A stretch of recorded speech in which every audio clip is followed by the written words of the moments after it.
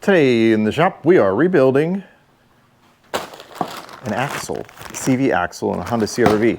Why would I be rebuilding an axle? Well, I'll explain, but what we have going on with this axle is the boot is all torn and we are losing all of our grease everywhere. Obviously, if we continue to drive on that, we will have no grease.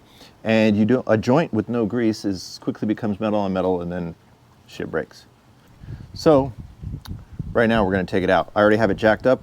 Obviously we're going to undo this ball joint on the bottom and move the brake out of the way and take this fork off and pull the axle out.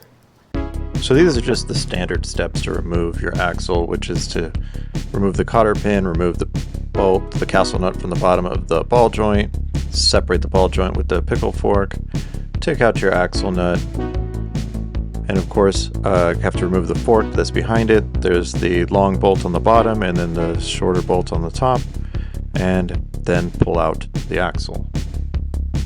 Sorry if you wanted more detail than that, but that's not really the point of this video. So here is our CV axle. You can see here is where it is torn and ejecting all of its goo.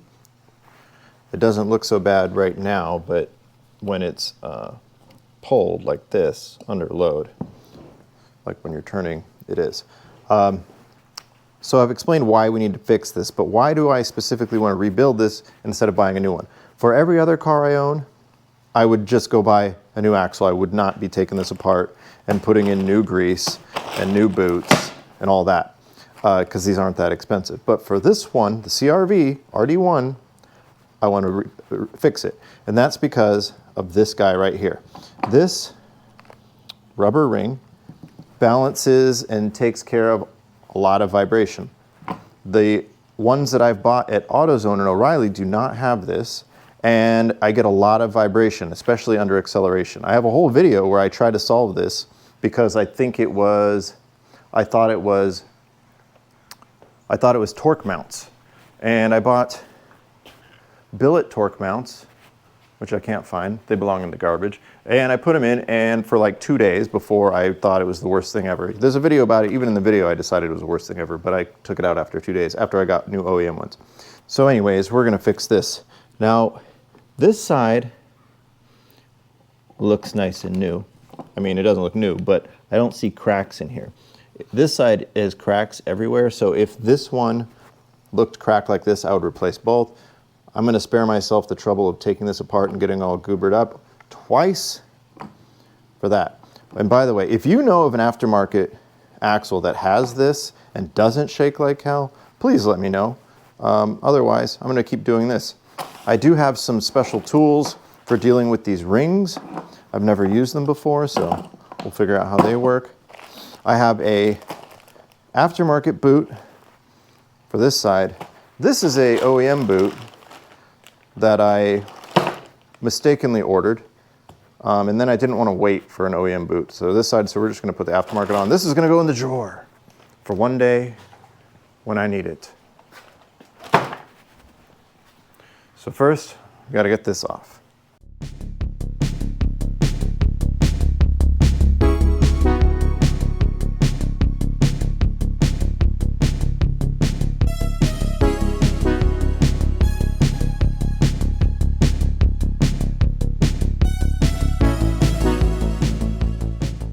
Have cut off the boot, which involved basically cutting off these bands and then cutting the boot off. Inside, as you can see, there are 3 bearings that rotate around.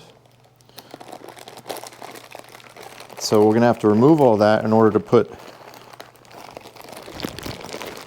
this boot on. So this is aftermarket, but it is not universal. It is specific for a CR-V. So we've got a boot, we've got 2 C-clips, and these rings. So we're going to take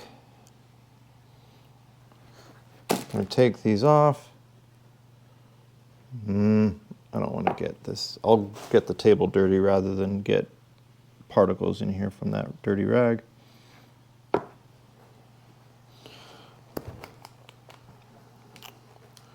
And these, when we put it back together, these corners go towards the axle. And this is probably held on with C-clips, but I can't see it.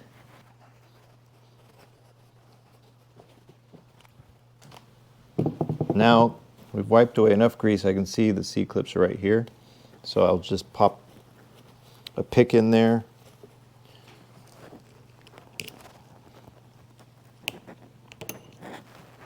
Ah. Without the C-clip, this just takes a quick couple taps. Now that this is off, there's a clear indent right here where the band is supposed to go. So we slide this on.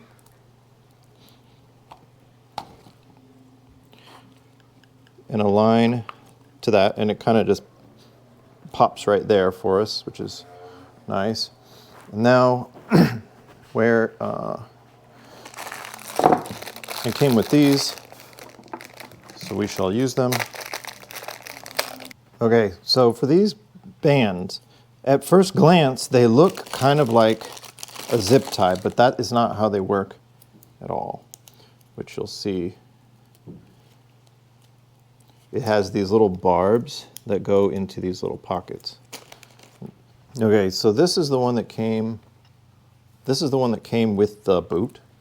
And see those little teeth? They're just not grabbing very well. This came with in that other kit, and these teeth grab like way better, so I'm using this one instead.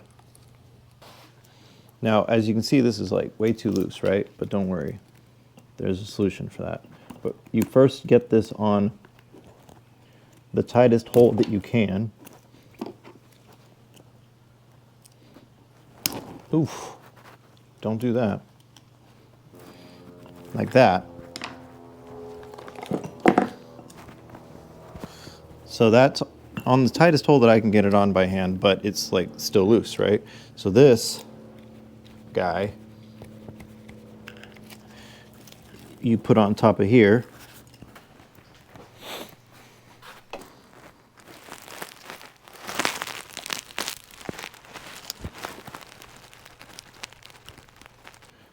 So it pinched it tight. So now this is tight, and I'm just gonna squish that down a little bit. Now this goes back.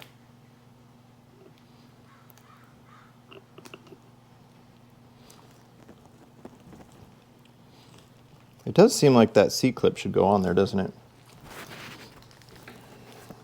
So I'm not reusing this one that I pried. I'm using the new ones that came in the package. And before I open this bag of grease, I want to put this back together. Then we'll shove it full of grease. You want to keep going to the second spot, right there. Then we will install this. Okay, so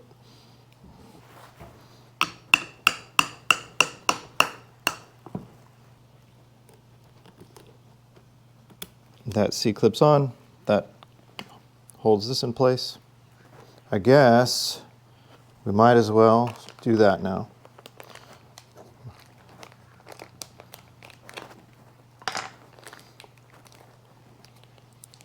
If there's a trick to doing this neater, I sure don't know it. And this is the main reason why I would normally just buy new axles, because nobody like wants to do this. You're not watching this thinking, great, I can't wait. You can't wait for your opportunity to do this. And I'm using the bag to put fresh grease in these.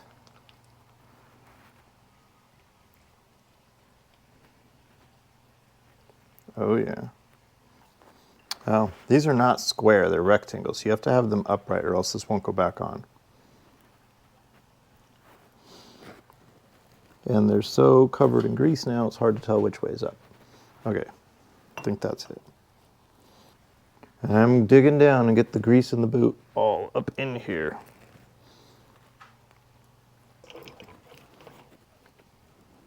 All right, well, when you have it lined up, it just goes.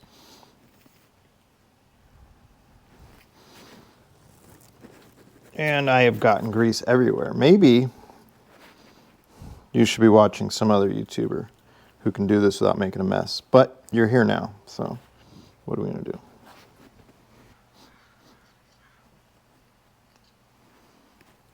I'm gonna cut off all this excess. I might have cut off too much excess.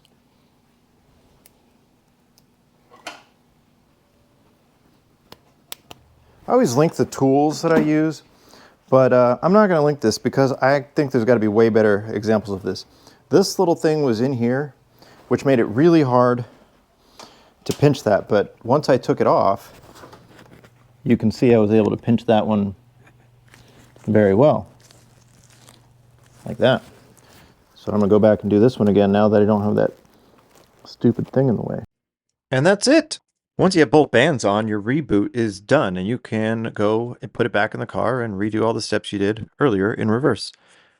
And you did it all while maintaining OEM parts.